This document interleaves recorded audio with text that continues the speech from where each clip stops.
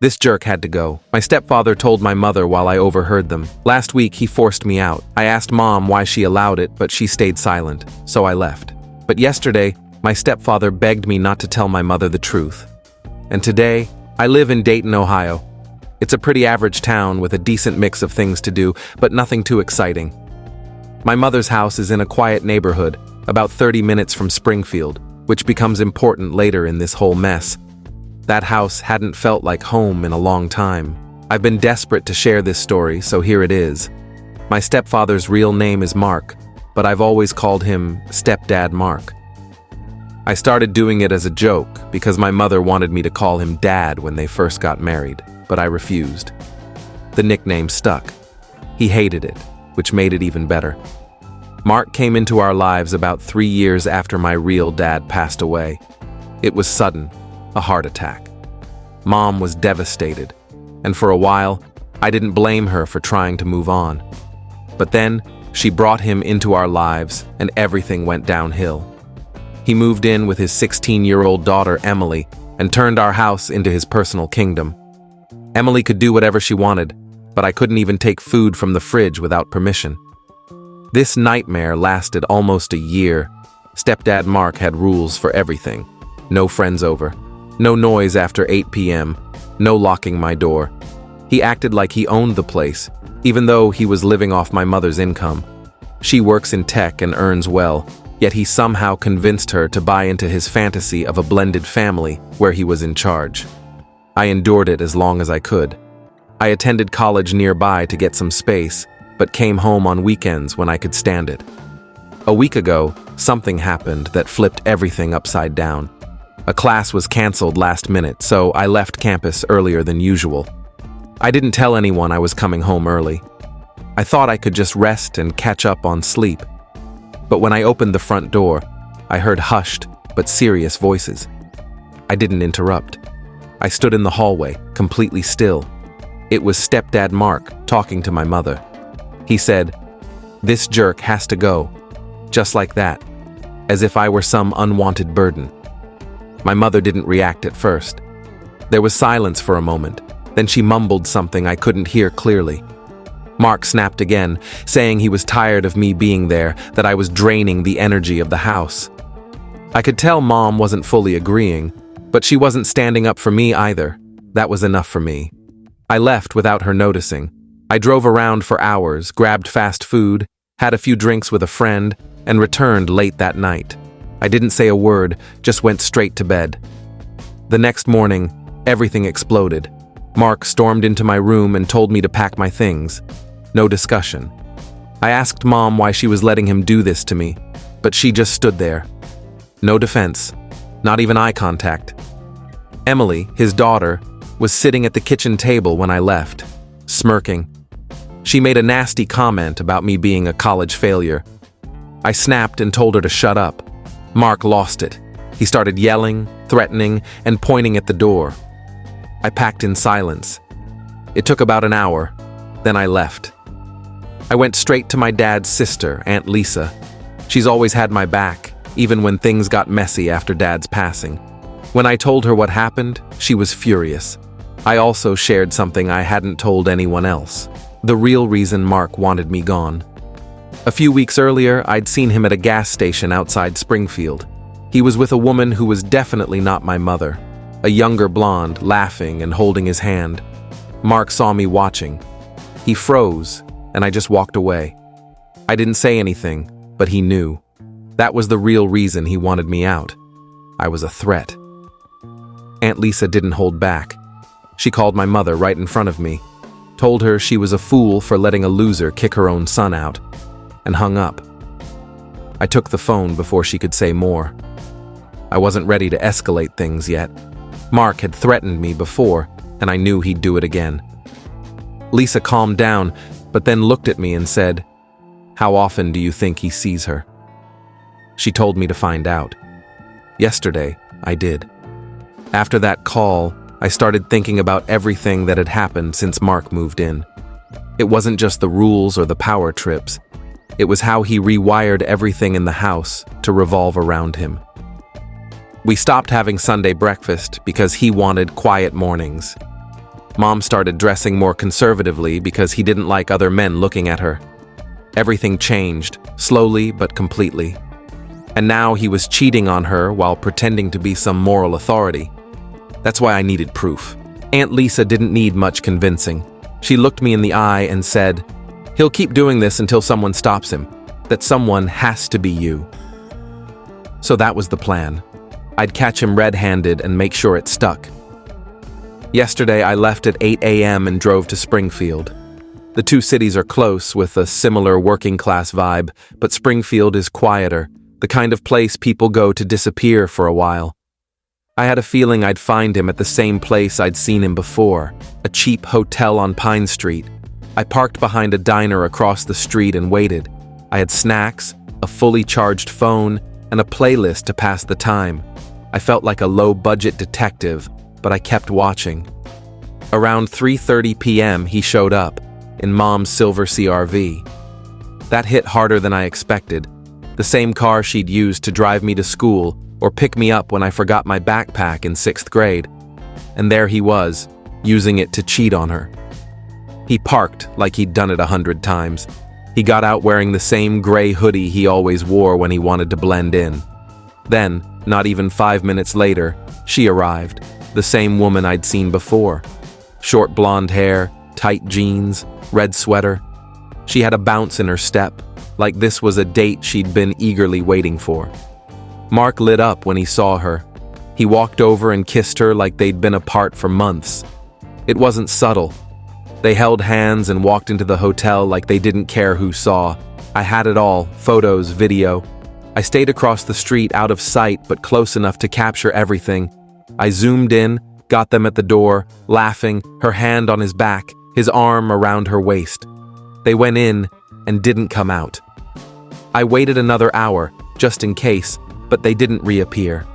I was shaking when I got back in the car, not from fear, but from adrenaline, anger, maybe even vindication.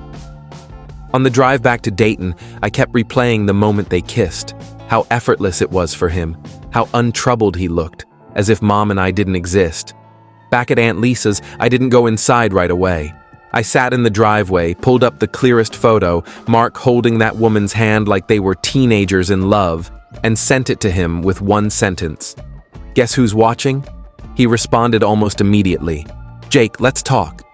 Then, "Don't show her, please, I'm begging you." Then, "I'll fix it, whatever you want." I didn't reply, I just shut him down. Inside, Aunt Lisa was folding laundry in the living room. She saw me come in and asked, "Well?" I showed her the photos. She stared at them for a minute, nodded once, then looked up and said, "We're going there tomorrow. This ends now." Which brings us to today. We're on our way to my mother's house. And this is where everything changes. It was exactly 10:02 a.m. when Aunt Lisa and I pulled into the driveway. I remember the time because she checked her watch and said, "Right on time. Let's go ruin a liar's life." She said it flatly, like she was walking into a business meeting, not confronting the man who'd turned my life upside down. The house looked the same as always, light gray siding, chipped in places. Mom's rose bush by the front window, neatly trimmed. Nothing on the outside hinted that everything inside was about to collapse. But I knew. We didn't ring the doorbell. Lisa opened the door like she owned the place, which made sense. She used to visit often before Mark made it awkward. She walked in with the folder under her arm, like a lawyer entering a courtroom. I followed her into the living room. Mark was in the recliner, watching a home improvement show, still wearing that disgusting gray hoodie and sweatpants, holding a coffee cup like he didn't have a care in the world. He saw us and blinked, as if his brain couldn't process what was happening. Mom was in the kitchen, chopping onions. Emily was upstairs. I could hear music faintly through her door. Mark stood up. That's when he knew something was wrong. He looked at me, then at Aunt Lisa. He didn't say anything. Mom asked what was going on, wiping her hands with a towel as she walked into the living room. She was wearing her usual weekend hoodie and jeans, barefoot, relaxed, like it was just another quiet day off. She wasn't expecting the folder. She wasn't expecting any of this. Lisa handed her the manila folder without a word. No build-up, no speech, just handed it over. Mom opened it slowly, her fingers trembling slightly. She looked at the first photo, Mark and the blonde woman holding hands in front of the hotel. She didn't react. Then the second photo, him kissing her. Then the two of them walking into the hotel like it was routine. She looked at Mark. He immediately started talking. "I can explain." She said nothing. He continued. "It's not what it looks like. She's just a friend. We talked, that's all. I didn't want to upset you, so I didn't say anything. But Jake, he's blowing this out of proportion. He's trying to come between us." Lisa rolled her eyes. Mom still didn't speak. Then Emily came halfway down the stairs. She must have heard the raised voices. She had her phone in one hand and an energy drink in the other. She looked at the folder in Mom's hand and jumped in. "What's going on now? Did Jake make something up again?" Mark snapped his fingers at her like she was a dog and told her to go back upstairs. She didn't move. Mom looked at Mark and asked one question. "How long?"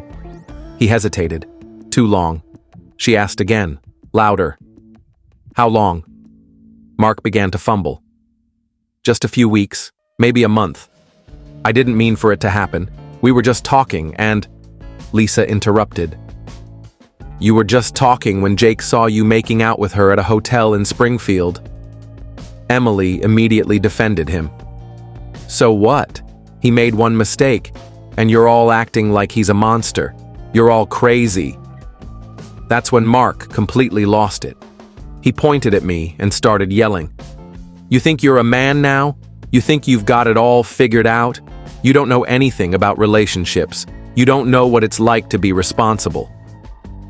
I didn't say anything. I just stood there watching him unravel. Then Mom spoke, calmly, coldly. "I want both of you out of my house."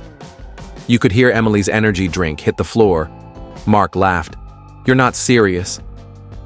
"Dead serious," she said. "You and your daughter, gone, today." Emily exploded. "You can't kick us out. This is our house too." "It's mine," Mom said. Then something inside Mark snapped.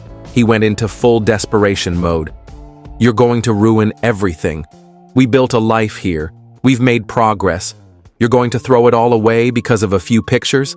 That kid hated me from the start." Mom didn't flinch.